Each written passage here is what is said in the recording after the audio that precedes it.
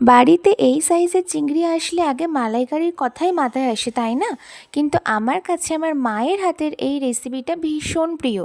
এর জন্য মাছগুলোকে পরিষ্কার করে নুন হলুদ মাখিয়ে নিয়েছি।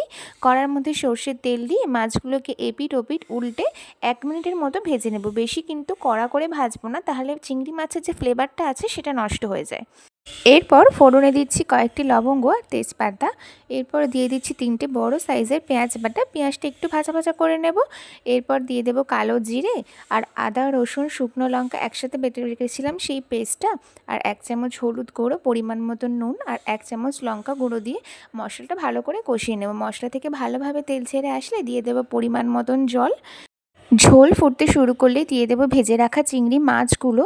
আর বিশ্বাস করো, এটা এতটা টেস্টি হয় যে আমি যতবার খাই ততবারের প্রেমে পড়ে যাই। এটা এতটা ভালো হয়। যখন এরকম গ্রেভি টেক্সচার হয়ে আসবে তখনই ঠিক 1 চামচ করে কালো সাদা সর্ষে বেটে রেখেছিলাম সেটাই দিয়ে 5 মিনিট ফুটিয়েই নামিয়ে নেব। আর সবশেষে দিয়ে দেবো গরম মশলা গুঁড়ো। আমাদের বাড়িতে এই সাইজের চিংড়ি আসলে আমি মালাইকারি থেকে এই রেসিপিটাই বেশি বানাই। আর আমার বাড়ির সবাই এটা খুব তৃপ্তি করে খায়। এই রেসিপিটা মালাইকারির স্বাদকেও হার মানাবে।